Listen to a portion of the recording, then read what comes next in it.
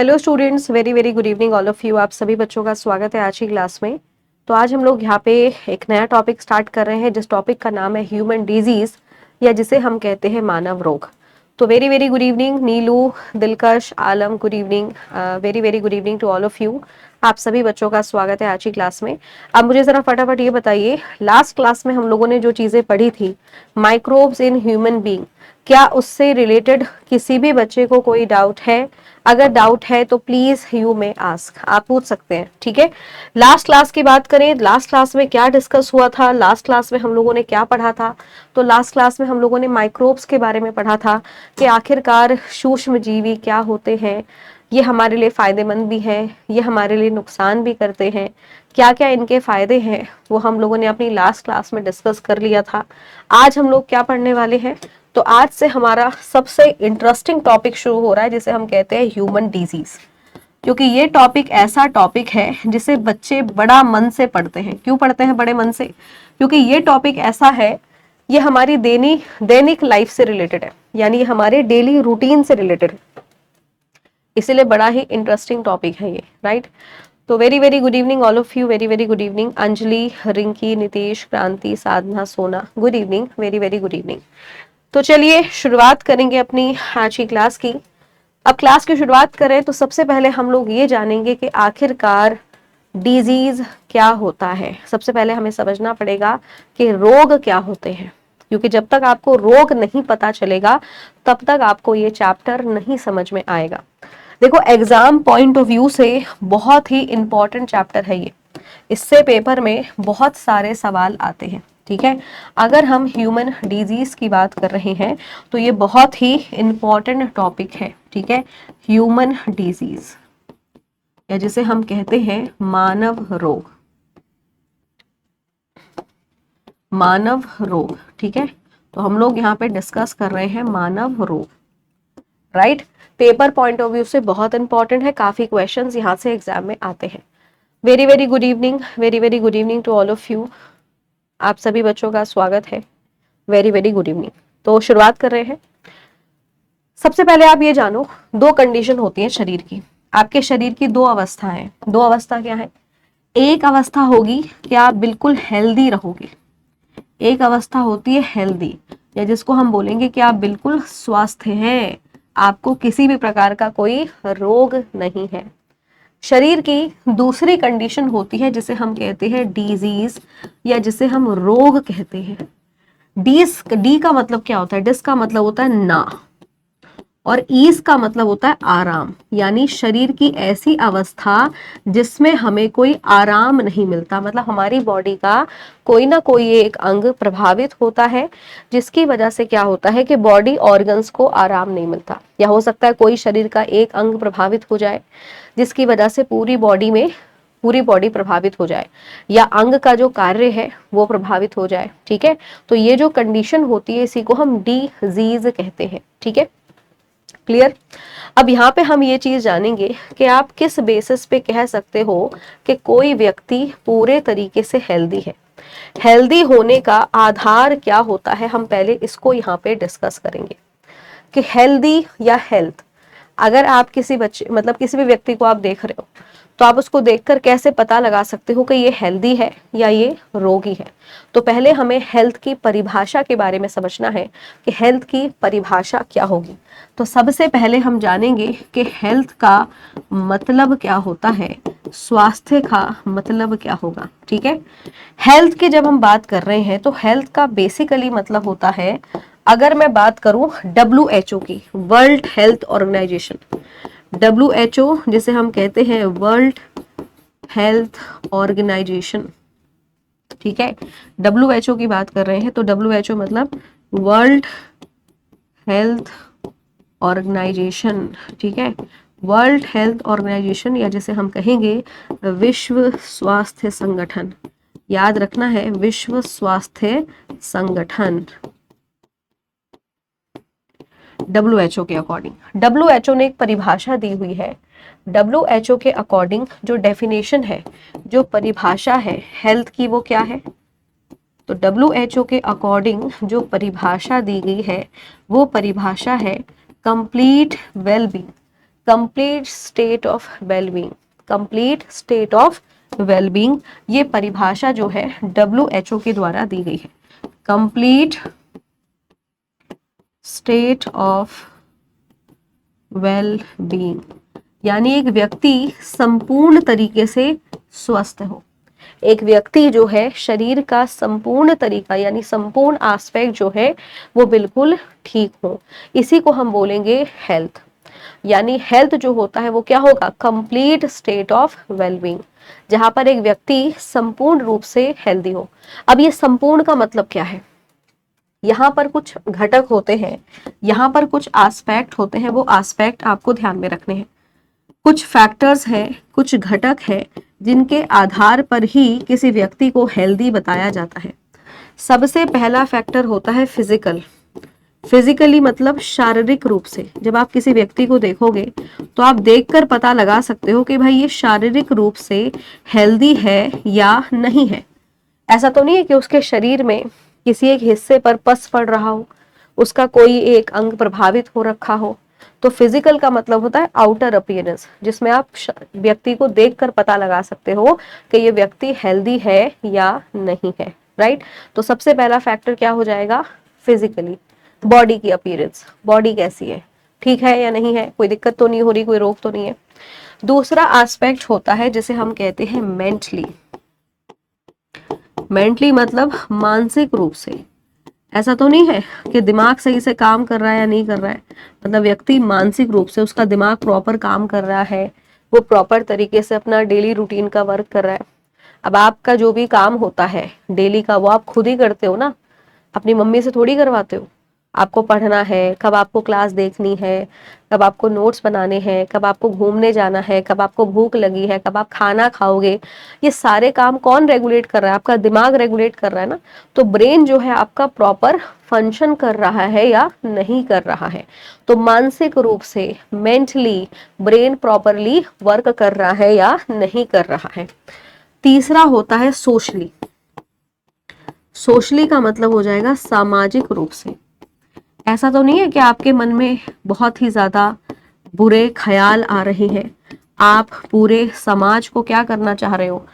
कुछ लोग क्या होते हैं, टेररिस्ट जिनको हम कहते हैं, आतंकवादी, वो क्या चाहते हैं, वो ये चाहते हैं कि लोगों में डर का माहौल बनाया जाए, लोगों को डराया धमकाया जाए।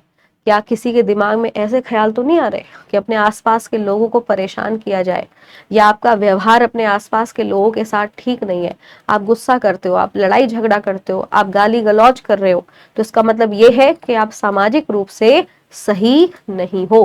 क्योंकि इंसान क्या है, इंसान एक सोशल एनिमल है। इंसान क्या है भाई, इंसान एक सामाजिक प्राणी है। हम जंगलों में नहीं रहते, हम चार लोगों के बीच में रहते हैं। हम लोग क्या रहते हैं भाई, चार लोगों के बीच में रहते हैं।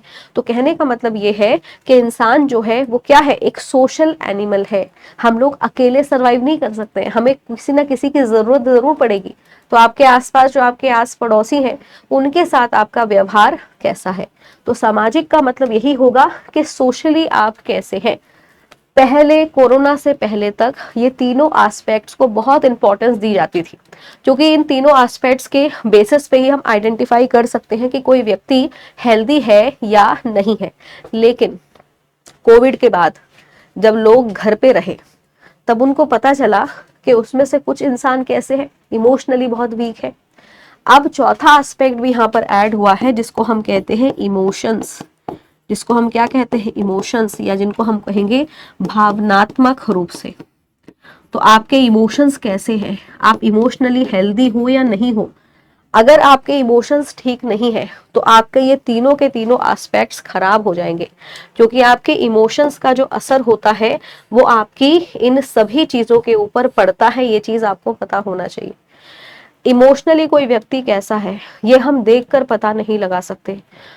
एक बहुत खुश इंसान के मन में क्या चल रहा है आपको नहीं पता होगा। इमोशनली होने का मतलब ये कि आजकल लोगों में एंजाइटी बढ़ती जा रही है, डिप्रेशन बढ़ता जा रहा है। छोटा सा कुछ होता है लाइफ में, लोग सुसाइड करने का सोच लेते हैं, सुसाइड कर लेते हैं, है ना। नेगेटिव थॉट्स मन में आ रहे हैं, जीवन खत्म कर दो, मर जाओ। ये जो भावनाएं हैं, इमोशंस नहीं है। लाइफ में अगर कुछ हो गया, कुछ ट्रेजेडी हो गई, उस दुख से बाहर ही नहीं आ पा रहे हैं, तो ये क्या है, इंसान का इमोशनली स्ट्रांग होना बहुत ज़्यादा ज़रूरी है। अगर आप इमोशनली बहुत ज़्यादा कमज़ोर हैं तो यकीन मानिए आपकी लाइफ में बहुत सारी प्रॉब्लम्स रहने वाली हैं, क्योंकि हमारी आधे से ज़्यादा प्रॉब्लम्स हमारी इमोशंस की वजह से होती है। कोई हमारी रिस्पेक्ट नहीं कर रहा, हम फिर भी उसके पीछे पागल हुए जा रहे हैं। अक्सर ये आज आप देखोगे समाज में ये सब चीजें बहुत ज्यादा चल रही हैं। तो आपकी आपकी भावनाओं पर नियंत्रण होना बहुत ज्यादा जरूरी है। तो इमोशंस अगर किसी के खराब है, इमोशनली अगर वो व्यक्ति स्ट्रांग नहीं है, मजबूत नहीं है, तो उसकी फिजिकल हेल्थ भी खराब होगी, उसकी मेंटल हेल्थ पर भी असर पड़ेगा और उसके आपसी रिश्तों पर भी प्रभाव पड़ेगा, सोशली भी इम्पैक्ट पड़ेगा। ठीक है, तो कोविड के बाद से WHO ने अपनी परिभाषा में, हेल्थ की परिभाषा में इमोशंस को भी ऐड किया है। Is that clear? तो अगर किसी भी व्यक्ति के इन चारों में से कोई भी एस्पेक्ट, अगर एक भी एस्पेक्ट ठीक नहीं है, तो हम उस व्यक्ति को हेल्दी नहीं बोलेंगे, क्योंकि हेल्दी होने का मतलब ये है कि ये चारों एस्पेक्ट्स का सही होना, इन चारों एस्पेक्ट्स का सही होना। ठीक है, क्लियर हो गई यहां तक बात? फटाफट मुझे बताइए, यहां तक सभी बच्चों को चीजें क्लियर हो चुकी है? चीजें क्लियर हो चुकी हैं? हाँ जी, बहुत ही अच्छे, बहुत ही शानदार। अब यहाँ पर हम अगला जानेंगे, डिजीज का मतलब क्या होता है। तो डिजीज की जो परिभाषा होगी वो क्या होगी? इनकम्प्लीट स्टेट ऑफ वेलबींग, यानी जहां पर क्या है, आपके शरीर का या तो कोई हिस्सा या कोई ये पहलू जो है प्रभावित है। डिजीज का कंडीशन वो होगी जहां पर आपका या तो शरीर का कोई एक अंग जो है वो प्रभावित हो गया। हो सकता है किसी को बुखार आया, बुखार क्या होता है, वो बीमारी नहीं होती, वो सिम्टम होता है, लक्षण होता है। किसी को बुखार आया या किसी को टाइफाइड हो गया, लिवर प्रभावित हो गया। तो डिजीज शरीर की वो कंडीशन होती है जहां पर शरीर का कोई एक अंग या फिर पूरा शरीर ही प्रभावित हो जाता है और वो सही तरीके से अपने कार्य को नहीं कर पाता। तो ऐसी जो कंडीशन होती है, इसी को हम डिजीज या इसी को हम रोग कहते हैं, याद रखेंगे। इसी को क्या कहा जाएगा? इसी को रोग कहा जाता है, याद रखेंगे। तो डिजीज वो कंडीशन होगी जहां पर शरीर का कोई एक हिस्सा या कोई एक अंग, याद रखेंगे, शरीर का एक हिस्सा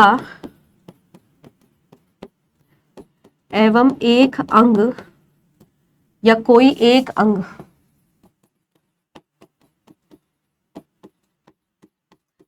प्रभावित हो जाता है।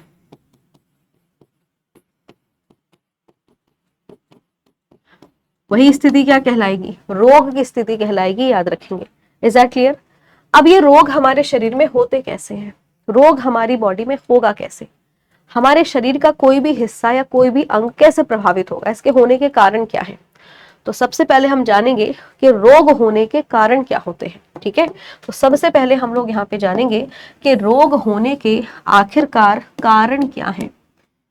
तो कॉजेस ऑफ, हम जानेंगे कि जो रोग होता है या कोई भी जो डिजीज होगा, इसका कारण क्या है, इसका कॉज क्या है, आप क्यों बीमार पड़ते हो, आपके शरीर में रोग क्यों लगते हैं, उसका रीजन क्या है। सबसे पहला रीजन है आपकी डाइट। अगर आपका खान पान सही नहीं है तो आपके शरीर का कोई ना कोई एक अंग प्रभावित जरूर हो जाएगा। ठीक है, तो सबसे पहला होता है आपकी फूड हैबिट, आपका खाना खाने का जो तरीका है ना, फूड हैबिट, या कह लीजिए आपकी डाइट, आपका आहार, आप कैसा आहार खा रहे हैं, आप हेल्दी खाना खा रहे हो या नहीं खा रहे हो। क्योंकि अगर आप आहार सही से नहीं खाओगे तो शरीर का कोई ना कोई एक हिस्सा प्रभावित हो सकता है। ठीक है, पहला कारण। दूसरा कारण होता है, इसके कुछ वैक्टर्स होते हैं, वैक्टर या जिनको हम एजेंट कहते हैं, जिनकी वजह से बीमारियां होती हैं। वैक्टर कह लो, एजेंट कह लो, या फिर आप इन्हें पैथोजेंस भी कह सकते हो। पैथोजेंस यानी ये जो रोग जनक होते हैं, इनके संपर्क में आने की वजह से हमारी बॉडी के अंदर ये एंटर कर जाए, हमारी बॉडी में ये प्रवेश कर जाए, जिसकी वजह से क्या होता है, शरीर में कोई ना कोई रोग लग सकता है। और ये रोग जनक क्या हो सकते हैं? ये रोग जनक बैक्टीरिया हो सकते हैं, जीवाणु आपकी बॉडी के अंदर प्रवेश कर गए, वायरस की वजह से कुछ हो गया। ठीक है, वायरस या जिसे हम विषाणु बोलेंगे, या फिर अगर बात करें कोई वॉर्म है, क्रिम जो है वो बॉडी के अंदर चला गया, या फिर कवक की वजह से, फंगी की वजह से, फफूंद लगा खाना आपने खा लिया तो कवक क्या होगी, बॉडी के अंदर जाकर नुकसान ही तो पहुंचाएगी, या फिर प्रोटोजोआ की वजह से। तो ये बेसिकली रोगजनक होते हैं जिनकी वजह से शरीर में रोग लगता है। तो ये हमारी बॉडी में एंटर कर जाए। अब ये हमारी बॉडी में प्रवेश कैसे करेंगे, तो हमारे शरीर में इनका प्रवेश होने का दो ही तरीका है। एक तो हमारे भोजन के द्वारा, जो हम खाना खा रहे हैं या जो हम पानी पी रहे हैं। भोजन, पानी और हवा, इन तीनों चीजों के द्वारा ये हमारी बॉडी के अंदर एंटर कर सकते हैं। या फिर एक तो हो जाएगा आपका मौखिक द्वार और दूसरा होता है आपका मल द्वार।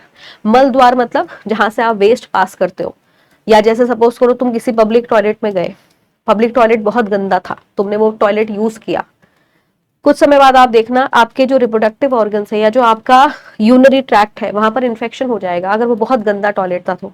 कारण क्या, उसमें बहुत सारे बैक्टीरियाज रहे होंगे, बहुत सारे ऐसे जीवाणु रहे होंगे जो आपकी बॉडी के अंदर एंटर कर गए और आपको बीमार कर दिया। तो बेसिकली ये जो वेक्टर होते हैं ये हमारे शरीर में एंटर कैसे करेंगे, तो इनका जो प्रवेश होता है थ्रू, किस तरीके से हमारी बॉडी में ये एंटर कर सकते हैं, प्रवेश कैसे करेंगे, किसके द्वारा करेंगे, तो याद रखेंगे ये हमारी बॉडी में एंटर कर सकते हैं या तो मक्खियों के द्वारा, जैसे मक्खी किसी खाने के ऊपर बैठी या उस मक्खी ने आपको काट लिया या किसी मच्छर ने आपको काट लिया, मस्किटोज हो गए, या फिर जो आप खाना खा रहे हो उस खाने में ये मौजूद थे, या फिर आपने पानी पिया, या फिर हवा, दूषित हवा, याद रखेंगे दूषित पानी, दूषित भोजन, इन सब के द्वारा ये जो पैथोजन है ये आपकी बॉडी में एंटर कर सकते हैं। ये चीज आपको याद रखना है। तो अगर आप गंदा खाना खा रहे हैं, खाना साफ नहीं है, खाना फ्रेश नहीं है, दूषित जल है, दूषित भोजन है, या दूषित खाना है, या दूषित हवा है, तो उसके संपर्क में आने से ये आपकी बॉडी के अंदर एंटर कर सकते हैं, आपको बहुत ज्यादा बीमार कर सकते हैं। ठीक है। तीसरा कारण हो जाएगा बॉडी के अंदर बीमार होने का, by contact with infected person.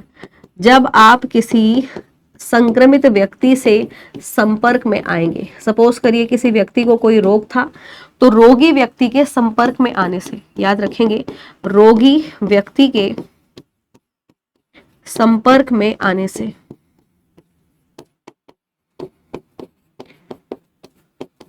क्या होगा, ऐसी स्थिति में भी क्या होगा, बॉडी के अंदर रोग लग सकते हैं। लेकिन ऐसा हर केस में नहीं होता।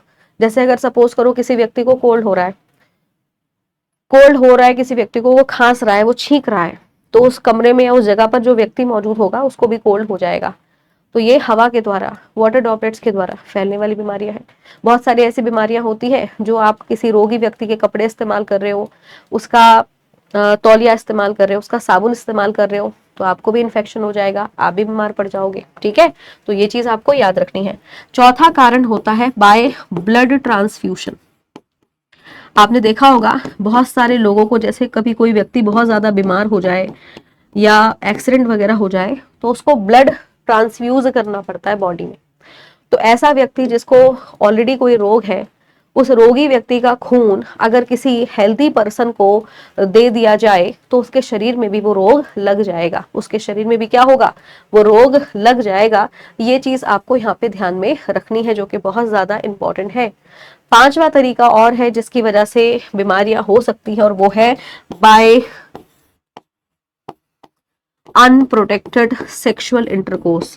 आज इसकी वजह से बहुत सारी प्रॉब्लम्स हो रही है, बाय अनप्रोटेक्टेड सेक्सुअल इंटरकोर्स। याद रखिएगा, असुरक्षित लैंगिक संबंध या असुरक्षित यौन संबंधों की वजह से भी बीमारियां होती हैं। असुरक्षित यौन संबंध ये भी कारण है जिसकी वजह से रोग आपके शरीर में हो सकते हैं। तो आपकी बॉडी में रोग होने के यही कारण है, या तो आपने डाइट सही से नहीं रखी, आपका खान पान सही नहीं है, आपका लाइफस्टाइल सही नहीं है, आप एक्सरसाइज नहीं करते हो, प्रॉपर आप अच्छा खाना नहीं खा रहे हो, हेल्दी खाना नहीं खा रहे हो, या फिर आपको ये मच्छर मक्खी काट ले। हर मच्छर मक्खी नहीं, बहुत सारे ऐसे मस्कीटोज होते हैं जैसे सैंड फ्लाई, मतलब मस्कीटोज के भी कई सारे प्रकार हैं जो आपकी बॉडी में आपको बीमार कर सकते हैं उनके काटने से। दूषित जल, दूषित भोजन या दूषित हवा के कारण भी क्या है, शरीर में रोग हो सकता है। रोगी व्यक्ति के संपर्क में आने से, ब्लड ट्रांसफ्यूशन, या फिर असुरक्षित यौन संबंध के कारण से भी। तो यही सारे रीजंस होते हैं जिसकी वजह से आप लोग बीमार पड़ सकते हो, कोई इंसान बीमार होता है। ठीक है, क्लियर एवरीवन? यहाँ पर चीजें क्लियर हो गई हैं? किसी को कोई डाउट फटाफट बता दीजिए मुझे, किसी बच्चे को कोई डाउट? यहाँ तक आई होप आपको चीजें अच्छे से क्लियर हो गई होंगी।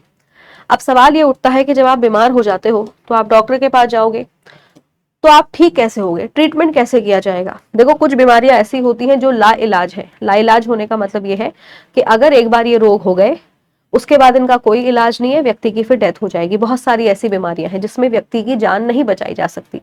लेकिन कुछ रोग ऐसे होते हैं जहां पर प्रॉपर ट्रीटमेंट करके, प्रॉपर उपचार करके रोगी को बचाया जा सकता है। जैसे बहुत सारी ऐसी बीमारियां हैं, आप दवाई खाओगे, कुछ समय के लिए आप ठीक हो जाओगे, आप प्रॉपर हेल्दी डाइट खाओगे, एक्सरसाइज करोगे, साफ सफाई का ध्यान रखोगे, हाइजीन का ध्यान रखोगे, तो आप अगर किसी बीमारी से ग्रसित हो तो वो बीमारी ठीक हो जाएगी। अब जब आप डॉक्टर के पास जाओगे, तो कोई भी अगर आपको बीमारी होती है तो वो बीमारी होने से पहले आपका शरीर ना कुछ लक्षण शो करेगा, कुछ सिम्टम शो करता है, जिन सिम्टम्स के आधार पर ही पता लगाया जाता है कि हाँ, इस व्यक्ति को ये बीमारी हो सकती है।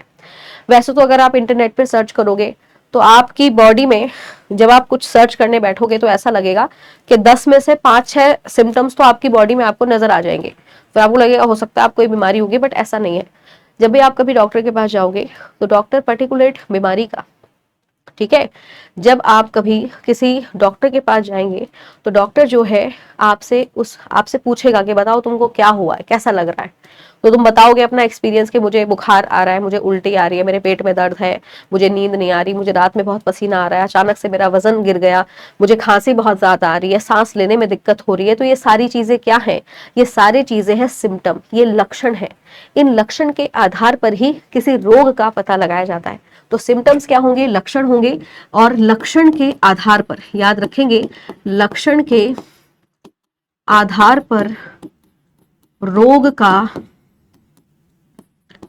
पता लगाते हैं। ठीक है, कम से कम 10 में से अगर 7 लक्षण मिल रहे हैं तो इसका मतलब आपको वो बीमारी हो सकती है।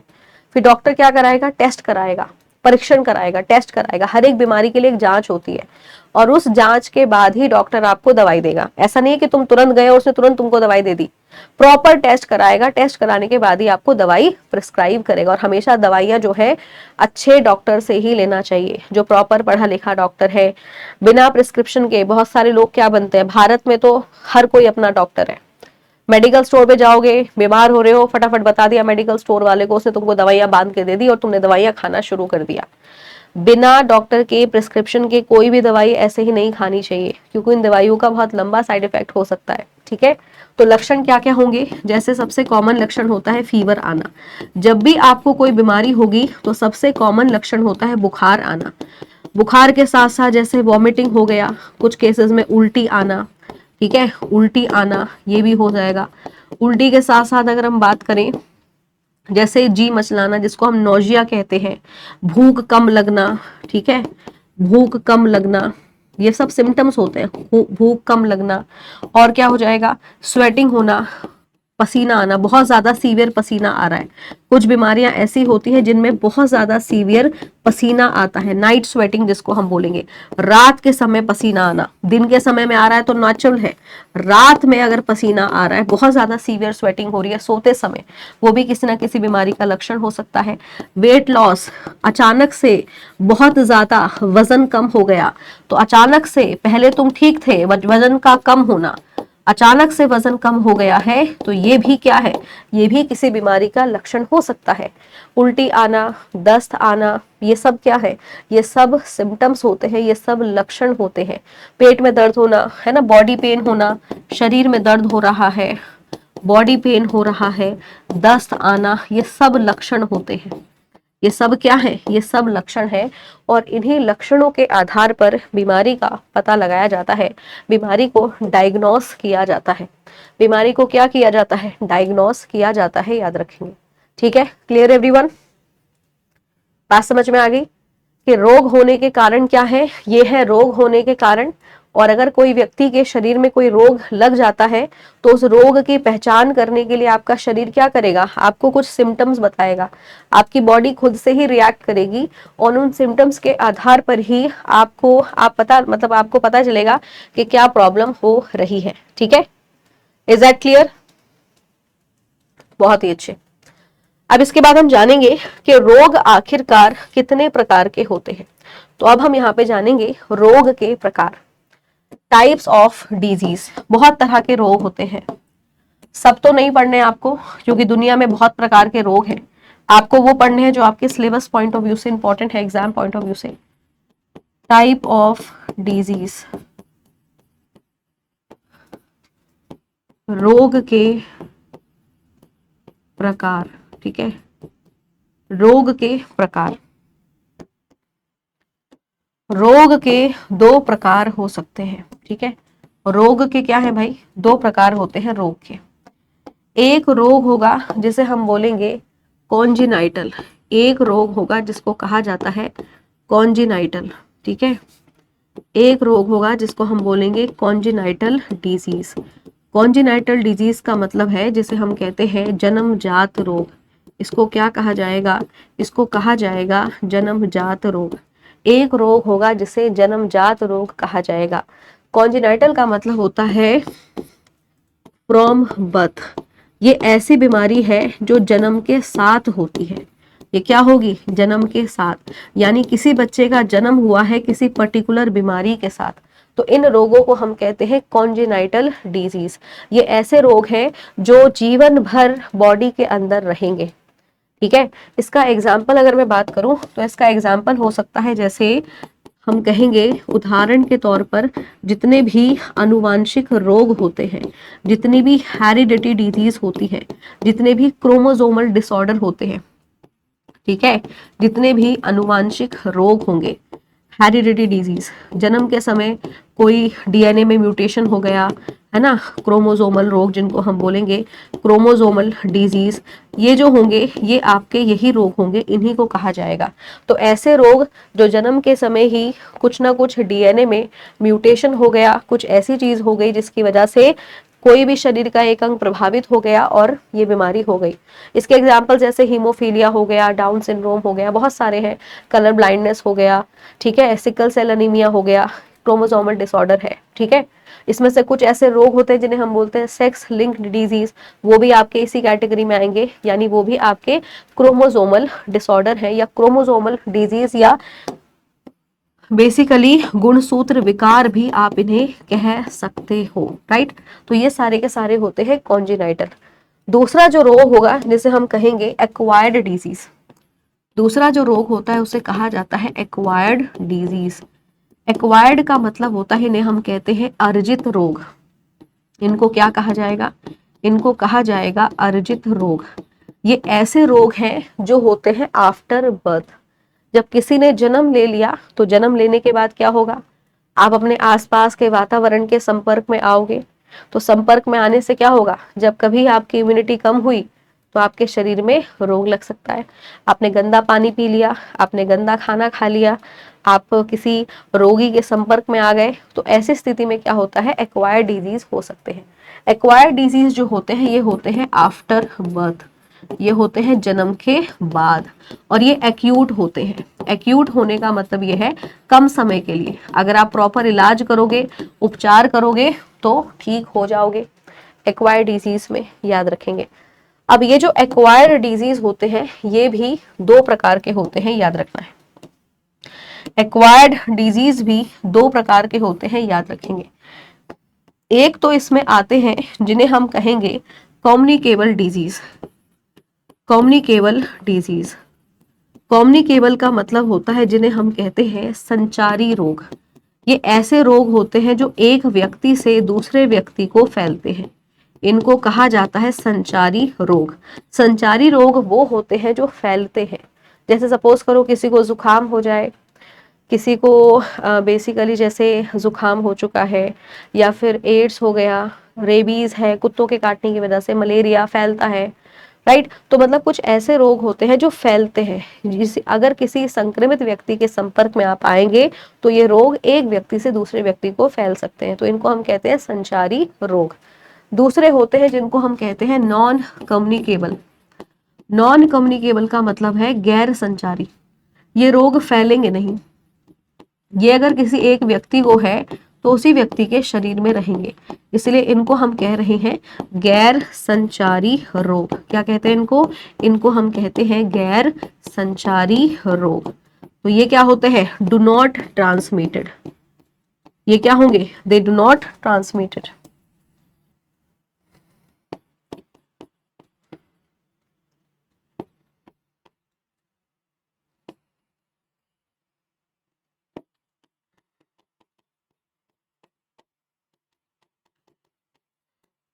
यानी फैलते नहीं हैं।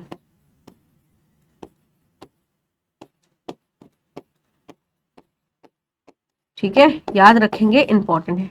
अब इस स्थिति में कौन से रोग आ जाएंगे? अगर किसी के शरीर में कोई रोग हो गया तो वो यही रहेगा।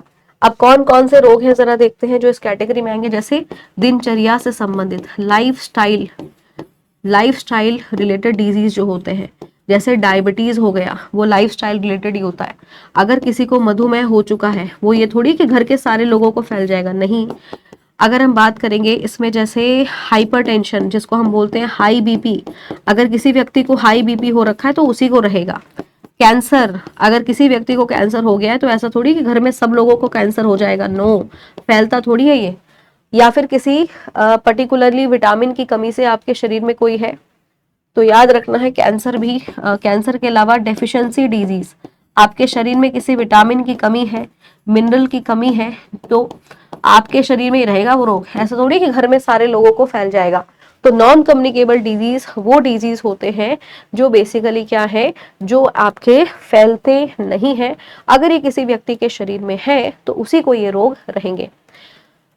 मोहम्मद सरवर, केमिस्ट्री की क्लास कब से शुरू होगी? इसके लिए आप ना प्लानर देखो, प्लानर में प्रॉपर टाइम बताया हुआ है, प्रॉपर डेट मेंशन है कि केमिस्ट्री की क्लास कब से होने वाली है।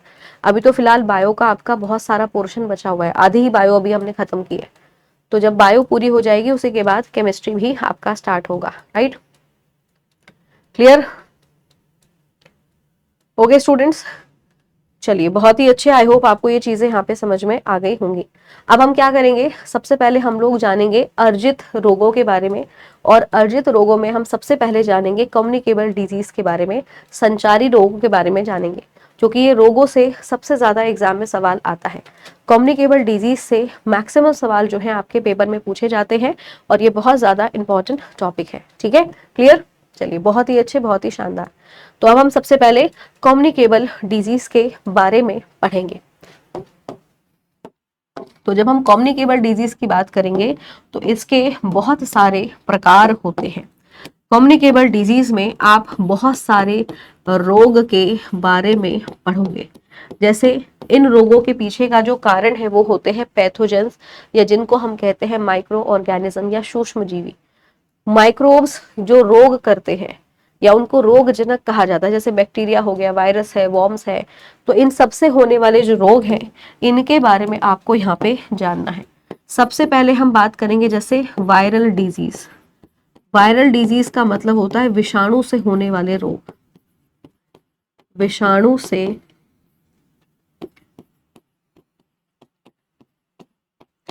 होने वाले रोग। सबसे पहले हम वायरल डिजीज के बारे में पढ़ेंगे, उसके बाद बैक्टीरियल डिजीज यानी जीवाणु से होने वाले रोग,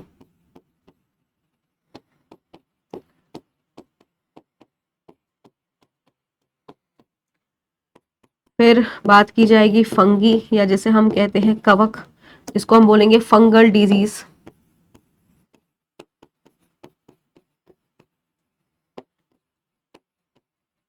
कवक से जो रोग होते हैं। और हम यहाँ पे जानेंगे कवक के अलावा बॉम्ब्स, जिनको हम क्रिम कहते हैं, क्रिम की वजह से भी रोग होते हैं, याद रखेंगे।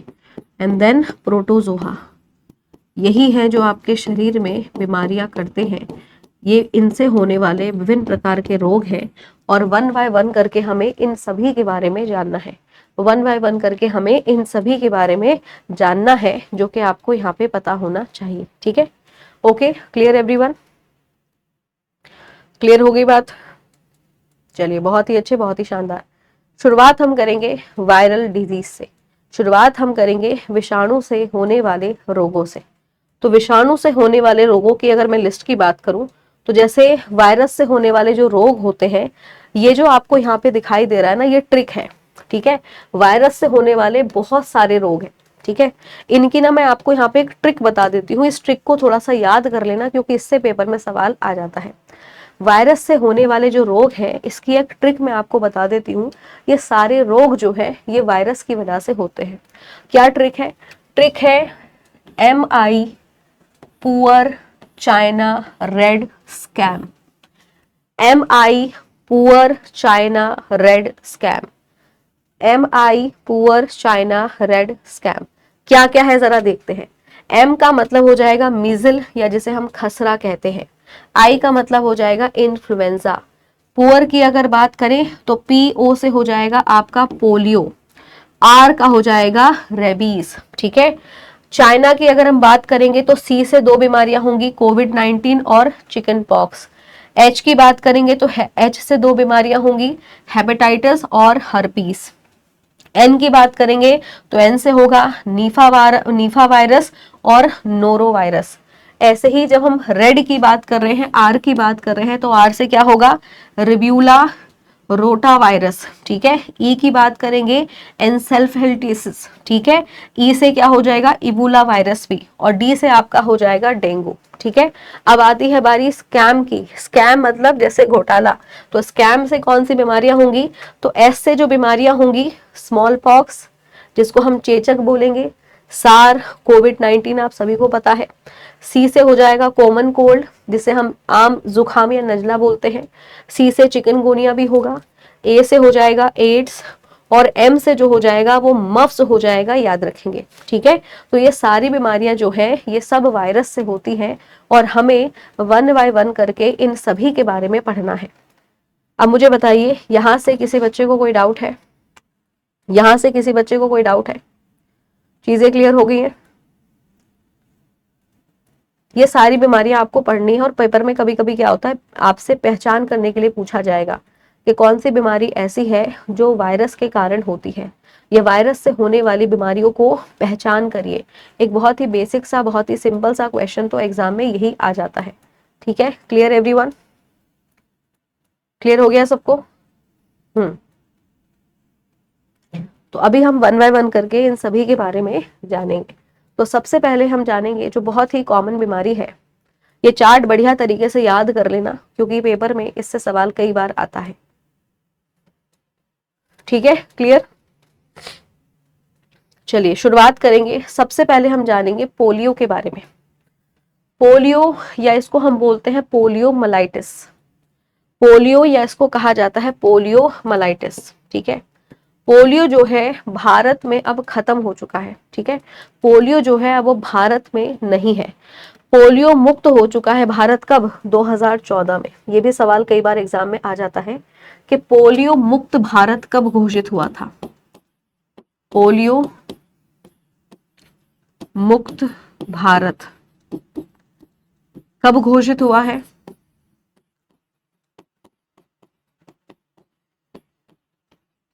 तो याद रखिएगा, मार्च 2014 में भारत जो है पोलियो मुक्त जो है वो घोषित हो चुका है।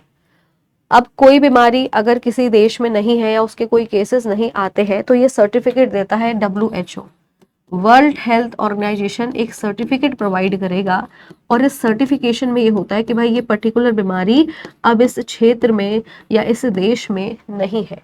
भारत में पोलियो का जो आखिरी केस आया था वो 2010 में आया था, वेस्ट बंगाल में आया था। ठीक है, अब जरा पोलियो के बारे में जानेंगे कि पोलियो आखिरकार है क्या। देखो, पोलियो जो होता है वो बहुत सारे वायरस के कारण हो सकता है। जनरली अगर मैं कॉमन पोलियो वायरस की बात करूं तो वो पोलियो वायरस ही है। पोलियो का वायरस बॉडी में कैसे एंटर करेगा? तो पोलियो का जो वायरस होता है ये छोटे बच्चों को प्रभावित करता है।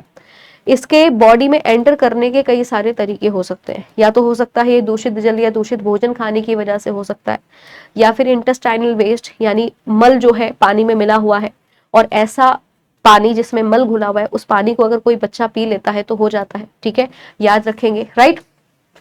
तो पोलियो के होने के कई सारे कारण हो सकते हैं। पोलियो वायरस के बहुत सारे मल्टीपल वायरस से जो होता है पोलियो होता है। पोलियो का वायरस इतना खतरनाक है कि ये पोलियो वायरस रक्त के माध्यम से शरीर में तंत्रिका तक पहुंच जाता है। यानी पोलियो का वायरस इतना खतरनाक होता है कि ये पूरे नर्वस सिस्टम को प्रभावित कर सकता है, पूरे आपके तंत्रिका तंत्र को प्रभावित कर सकता है। पोलियो वायरस क्या होगा, इसमें जनरली रीढ़ की हड्डी प्रभावित हो जाती है, शरीर का कोई एक अंग जो है प्रभावित हो जाएगा, विकलांगता आ जाएगी। ठीक है, खासकर पैरों में विकलांगता शुरू हो जाती है। सबसे पहले पैरों में, पैरों से होते होते सीधा रीढ़ की हड्डी, और रीढ़ की हड्डी से सीधा दिमाग को प्रभावित कर देता है। अगर किसी व्यक्ति को पोलियो होगा तो क्या होगा, सबसे पहला संकेत होता है पोलियो का गर्दन में अकड़न होना। सबसे पहला साइन होता है गर्दन में अकड़न होना।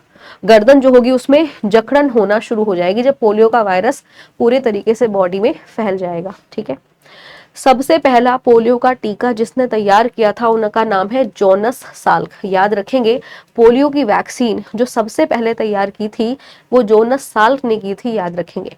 लेकिन इन्होंने जो पोलियो वैक्सीन तैयार की थी वो थी IVP। IVP का मतलब होता है ये इंजेक्शन के थ्रू बॉडी के अंदर लगाई जाती थी। देखो, आप सबको बचपन में वैक्सीन लगी हैं। वैक्सीनेशन का मतलब ये होगा कि आपकी बॉडी के अंदर उस पर्टिकुलर वायरस, उस पर्टिकुलर बैक्टीरिया के स्ट्रेन को बॉडी के अंदर एंटर डाला जाए ताकि शरीर का जो रक्षा तंत्र है उस बीमारी के प्रति एंटीबॉडीज बना ले। तो दुनिया का पहला वैक्सीन बनाया था जोनस साल्क ने, इसीलिए इनको कहा जाता है फादर ऑफ पोलियो वैक्सीन। ये सवाल भी एग्जाम में बहुत बार आ जाता है कि फादर ऑफ पोलियो वैक्सीन किसको कहा जाता है, तो जोनस साल्क को कहा जाता है। लेकिन आपने देखा होगा स्कूल्स में, आंगनवाड़ी हो गई, हॉस्पिटल्स हो गए, बच्चों को जो दवाई पिलाई जाती है पोलियो की वो लिक्विड फॉर्म में होती है, और उस दवाई को बनाया है एल्बर्ट सेविन ने। याद रखेंगे, जोनस साल के अलावा एक और वैज्ञानिक आए जिनका नाम है एल्बर्ट सेविन, और इन्होंने जो वैक्सीन बनाई उसे कहते हैं oral polio vaccine. Oral polio vaccine. Oral polio vaccine किस आयु के बच्चों को दी जाती है, तो ये भी आपको पता होना चाहिए कि किस उम्र के बच्चों को ओरल पोलियो वैक्सीन दी जाएगी। 0 से लेकर 5 साल तक। याद रखेंगे, 0 का मतलब ये है कि जो नवजात शिशु है जिसने हाल ही में जन्म लिया है, नवजात शिशु से 5 साल की उम्र तक के, नवजात शिशु से 5 साल तक के सभी बच्चों को कंपलसरी पोलियो की खुराक पिलानी चाहिए। ये आज भी पिलाई जाती है स्कूल्स वगैरह में, आप देखोगे टाइम टू टाइम जो है पोलियो की वैक्सीन जो है बच्चों को दी जाती है, कैंप्स वगैरह लगते हैं ताकि भारत में कोई भी बच्चा पोलियो से संक्रमित ना हो। ये चीज आपको यहाँ पे ध्यान में रखना है जो कि बहुत ज्यादा इंपॉर्टेंट है। ठीक है, तो पोलियो के बारे में ये चीज आपको यहाँ पे ध्यान में रखनी है जो कि पेपर पॉइंट ऑफ व्यू से बहुत ज्यादा इंपॉर्टेंट है। Clear students? तो पोलियो के बारे में इतनी बातें जरूरी है क्योंकि यहाँ से पेपर में सवाल आता है, एग्जाम में यहाँ से सवाल पूछा जाता है। अब उसके बाद अगली बीमारी की बात करेंगे। अगली बीमारी जो है जिसे हम कहते हैं रेबीज। अगली बीमारी जो है इसे कहा जाता है रेबीज, और रेबीज जो है ये भी वायरस से होने वाली बीमारी है। रेबीज का दूसरा नाम होता है हाइड्रोफोबिया। रेबीज को हाइड्रोफोबिया के नाम से भी जाना जाता है। हाइड्रोफोबिया का मतलब होता है पानी का डर। अगर किसी व्यक्ति की बॉडी में रेबीज के वायरस होंगे तो उसे पानी से बहुत ज्यादा डर लगेगा। और जो रेबीज होता है वो आम तौर पर कुत्तों के काटने की वजह से होता है। लेकिन केवल इसमें कुत्ते ही बदनाम नहीं है, कुत्तों के काटने के अलावा याद रखिएगा बिल्ली के काटने से, बंदर के काटने से, याद रखना है, और लोमड़ी के काटने से, इनके काटने से भी रेबीज हो सकता है, याद रखेंगे। आपने देखा होगा अगर आप अपने घर में कोई पालतू जानवर रख रहे हैं तो पालतू जानवर का भी टाइम टू टाइम हमें क्या करना होता है, वैक्सीनेशन कराना होता है। टाइम टू टाइम हमें पालतू जानवर का भी वैक्सीनेशन कराना होता है। तो एक्चुअल में जो ये मतलब जो स्ट्रीट डॉग्स होते हैं, अब कैसे पहचान करोगे? कि जनरली जो है इस कुत्ते को रेबीज हो सकता है, वो हमेशा ना हाफता रहेगा, उसकी जीभ हमेशा बाहर रहेगी और लाल सलाइवा टपकता रहेगा। तो जब डॉग किसी इंसान को काटेगा, तो जब काटेगा तो क्या होगा, वो जो सलाइवा है, उस सलाइवा के अंदर रेबीज वायरस है और वो जो सलाइवा है वो ब्लड के अंदर चला जाएगा और रेबीज वायरस जो है बॉडी के अंदर एंटर कर देगा। इसके अलावा ये चीज और याद रखेंगे, जैसे यहाँ पे भी लिखा है भेड़िए, बिल्ली, और अगर बात की जाए जनरली इनके काटने से भी क्या होता है, रेबीज हो सकता है, याद रखेंगे। और इसका सबसे कॉमन सिम्टम यही है कि व्यक्ति को पानी से बहुत ज्यादा डर लगेगा, ये इसकी पहचान होती है। इसमें अगर हम बात करें, प्रॉपर बुखार आना शुरू हो जाएगा, ठीक है, बुखार आना शुरू हो जाएगा, और क्या होगा, रात को पसीना आना शुरू होना, डर लगना। और इसमें जो है, अगर रेबीज का वायरस पूरी बॉडी के अंदर फैल जाता है तो ये सेंट्रल नर्वस सिस्टम को डैमेज कर देता है। ये क्या करेगा, केंद्रीय तंत्रिका तंत्र को नष्ट करता है, याद रखेंगे। ये क्या करेगा, CNS, सेंट्रल नर्वस सिस्टम को पूरे तरीके से डैमेज कर देगा। तो अगर गलती से आपका पाला किसी कुत्ते से पड़ जाए और वो काट ले, तो इस चीज को इग्नोर नहीं करना है, इमीडिएटली किसी भी नजदीकी अस्पताल पे जाना है और वहां पर आपको रेबीज का टीका मिलेगा। एंटी रेबीज वैक्सीन जो है वो आपको लगवा लेनी है। ये जो रेबीज का टीका था, इसको विकसित किया था, ये भी याद रखना, पेपर में सवाल आ जाता है, डेवलप्ड बाय लुइस पेश्योर, ठीक है। जिस वैज्ञानिक ने इसे विकसित किया था उनका नाम है लुइस पेश्योर। तो अगर गलती से कुत्ता वगैरह काट ले, बिल्ली या बंदर या किसी के भी आप संपर्क में आ जाए, तो इमीडिएटली आपको हॉस्पिटल जाना है और रेबीज की वैक्सीन लगवानी है, ठीक है। इसके अलावा जहां पर काट लिया है कुत्ते ने, तुरंत उस घाव को क्या करना है, पानी या साबुन से तुरंत धुल लेना है। उस जगह पर तुरंत आपको साबुन लगाना है, पानी से उस एरिया को वॉश कर लेना है, ठीक है। और नजरअंदाज बिल्कुल भी नहीं करना है, क्योंकि ये जानलेवा बीमारी है। ये पूरे केंद्रीय तंत्रिका तंत्र को प्रभावित करेगी। केंद्रीय तंत्रिका तंत्र का मतलब ये है कि आपके ब्रेन को प्रभावित कर सकती है, आपकी स्पाइनल कोड को प्रभावित कर सकती है, मेरु रज्जु को प्रभावित कर सकती है। और अगर दिमाग प्रभावित हो गया तो इसका मतलब ये है कि व्यक्ति जो है पूरे तरीके से क्या हो जाएगा, व्यक्ति की डेथ हो जाएगी। ये चीज आपको यहाँ पे याद रखना है। आई होप कि ये चीज आपको यहाँ पे क्लियर हुई होगी, जो कि बहुत ज्यादा इंपॉर्टेंट है, राइट। तो कभी भी ऐसा कुछ हो तो इस चीज का खास तौर पर आपको ध्यान रखना है। अगला जो बीमारी है, अगली बीमारी की अगर हम बात करें तो अगली बीमारी है हेपेटाइटिस। हेपेटाइटिस जो है, इसमें क्या होता है, ये भी वायरस की वजह से ही होती है। और हेपेटाइटिस देखो, कभी भी आप साइंस में टाइटिस शब्द लिखा हुआ पाओ तो इसका मतलब होता है सूजन, इसका मतलब होता है इन्फ्लेमेशन। यानी यहां पर क्या होता है, लिवर में सूजन हो जाती है, लीवर में इन्फ्लेमेशन हो जाता है। हैप्ट शब्द जो है वो यहाँ पर लिवर के लिए ही इस्तेमाल किया गया है। हेपेटाइटिस जो होता है ये भी वायरस की वजह से होगा और इसमें लिवर जो होता है वो फैल जाता है। लिवर जो होता है वो क्या होता है, एनलार्ज होना शुरू हो जाता है। तो ये लिवर को प्रभावित करने वाली बीमारी है, याद रखेंगे।